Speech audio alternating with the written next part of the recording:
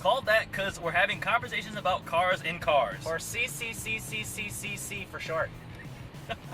In this new series of videos, we'll be talking about car news and recent events in the automotive world. And since we can't cover everything, we're just going to talk about the things that we think are cool. On episode 1, we're going to be discussing the Mercedes AMG GT, the Corvette recall, the 918 recall, the Viper price drop, the Aston Martin Lagonda, and the Bugatti Veyron, or however you pronounce it, because we won't know until the press release. Kind of like the Lamborghini Huracan. Or the Bugatti. The release of the AMG GT is big news. They've been hyping this car up for what seems like forever. Yeah.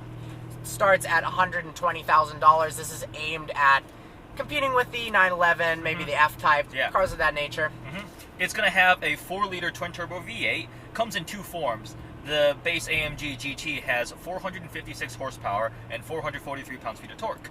And then you can get the GTS, which has more power, 503 horsepower, 479 pound-feet of torque. Both will have a 7-speed twin-clutch paddle shift automatic. And they both rip to 60 miles an hour. The slower variant, 4 seconds. The faster, 3.7. Yes.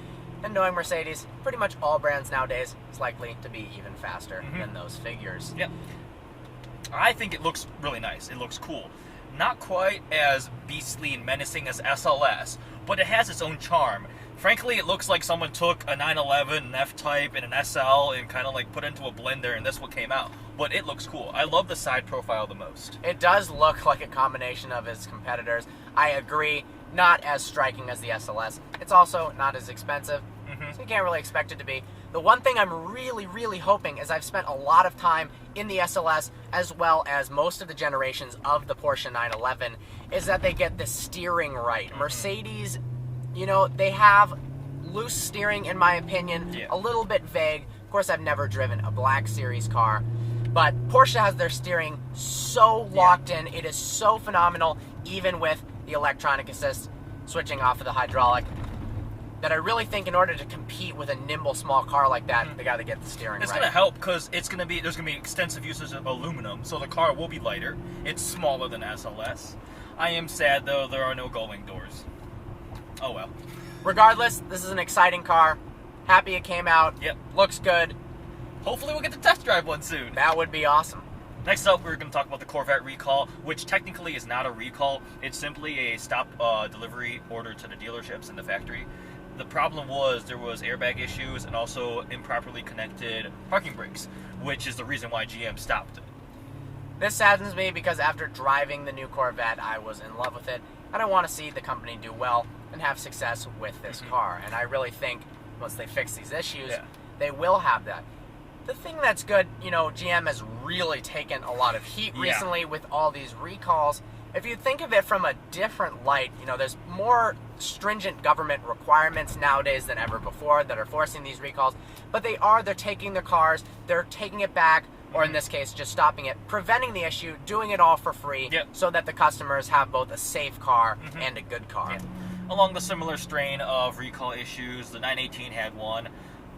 There was a problem with the rear control arm where it could break and you would lose control of the vehicle. It was interesting. Porsche released a statement that said not to drive the car on the racetrack. Which makes sense. Makes sense, absolutely. People also drive the cars aggressively on the road. Would hate to have that break on your almost $1 million car. Yeah, that would be scary. It only affects, I think, 5 cars in the U.S., which, I mean, there aren't that many 918s, but this is following in the heels of the smallest car recall ever, which was one Koenigsegg.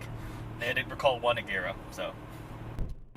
Dodge has decided to drop the price on their Vipers by $15,000, putting the base model at $85,000. They've also offered some discounts for 2014 models as well. It's kind of funny. I guess Dodge can't sell the damn car. Yeah. That being said, I've been in the new Viper. I like it a lot, and the price drop does make it more appealing. Dropping the price and also increasing the power. You got more Absolutely. horsepower. Got a monstrous V10. I think it looks great now. Before it was a little bit too, I don't know, Hot Wheels-ish, I guess. The interiors are phenomenal in the kind of better trim levels. My complaint is, though, I can fit in a Corvette. I can't really fit in a Viper. I tried. I couldn't see out of it. I had to do this to see out of the car. Me, I'm 5'10 and a half. fit in it fine, but yeah, Eddie's bigger than I am, so I can see that being an issue. Either way, it's clearly a big issue that Dodge cannot sell enough of their Vipers. We know a while back they had to cut production because they were making too many of them. They could not sell them, and Corvettes have waiting lists. Clearly, the new Corvette has been much bigger success than the Viper has. Yeah, it is interesting. The car is awesome, definitely. Would I spend $85,000 on one if I had it to spend on a new car? Probably not. Yeah. Even though I definitely respect its performance, just don't know if I would get a Viper. I think they're just having some branding issues. The thing about the Corvette is it's a lot cheaper. Yeah. Performance bargain of the century. Yeah. Beautiful car. Not really even debatable. The Aston Martin Lagonda has been spied in Oman doing hot weather testing. It looks beautiful. Unfortunately, though, it's rumored it's going to be limited to 100 units and sold exclusively in the Middle East. The car is incredibly badass looking. I'm hoping this is just a marketing technique, release it in the Middle East, have some people buy it, get people in the United States and Europe really jealous, and then maybe sales will explode here as well. Rumored to be at least $500,000. Probably going to have the 6-liter V12 in it, pushing out at least 565 horsepower, top speed somewhere around 200. Pretty much giving Rolls-Royce and Bentley a run for their money. But they're not bringing it here. Maybe when the new S-Class Pullman or something of that nature comes out, this will come out as well. The successor to the Bugatti Veyron has been named either the Chiron or the Chiron or Chiron or something like that. We think it's not going to be named after the Greek mythology centaur. There is a former Bugatti racing driver whose name is Louis Chiron or something like that. The original car came out in 2005.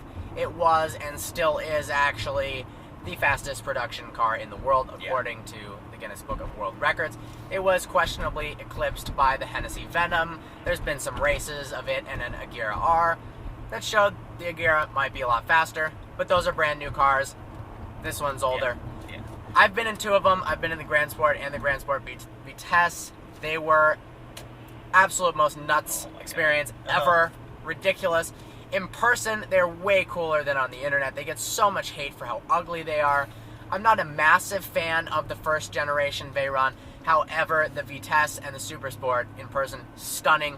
I think they're good looking cars, and the attention you get and the feeling of that acceleration out of this world. The Veyron has just been all about the numbers, just crazy horsepower numbers, top speed numbers, price numbers. So the new one's going to be even better. Rumored 1,500 horsepower from a hybrid drivetrain. A while back, there was a Veyron test meet at the Nürburgring going around with like this massive metal frame on the back, and apparently it was like an electric test vehicle. Yep. Awesome car. Maybe it'll be the first car to do sub 2 seconds 0 to 60. That'd be sweet. Maybe it'll hit 280 miles an hour. Well, what about 300? Who knows? Could be crazy. Whatever it is, I'm excited for it. This concludes our first episode of Car Conversations. Conversations about cars in cars. Hope you enjoyed it, and stay tuned for next time. See ya.